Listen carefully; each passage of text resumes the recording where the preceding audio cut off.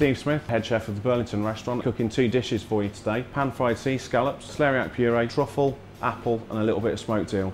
It's one of the signature dishes of the restaurant and it's probably the most popular starter that we have.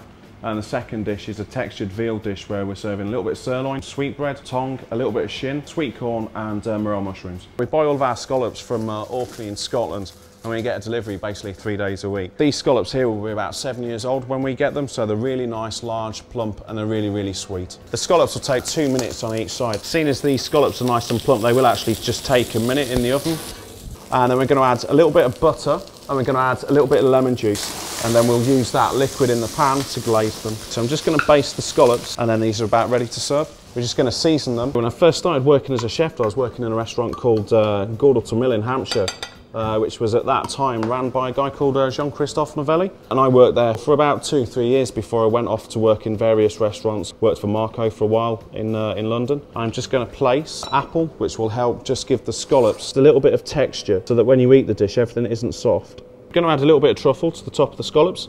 Okay, then the final part is just a little bit of celery cress. We've got a vinaigrette, which is equal quantities of truffle oil, aged balsamic vinegar, and a really good quality olive oil, and I'm simply just going to drizzle the plate with this. That's our first dish finished. A roast scallops and a truffle and apple salad. Now we'll move on to the veal. We've got a piece of veal sirloin here that's it's been put into a vacuum bag and it's with a little bit of butter and a little bit of thyme, and we're going to cook it really slowly in a water bath. We've got here veal stock that's been reduced. Drop the veal tongue, a couple of pieces of braised veal shin in there. I've been here now for 2 years. We have a Michelin star. It's the 4th time that I've earned a star, so we're quite pleased about that. We also have 4 AA rosettes, which now means that it's very nice to be the highest rated restaurant in Yorkshire. I mean, I first started getting into cooking really when I was a kid, and rather than it being wanted to be in the kitchen, it was more from the fact that I just liked eating. I spent a summer working in a Michelin starred restaurant in Hampshire and it was just a massive adrenaline rush and I really got into it. As I've worked in kitchens, obviously we've got better at the cooking side of it. We're fairly fortunate in the menus are really produce driven. We try and use sort of ingredients that are completely in season, food that you wouldn't expect to be able to eat at home.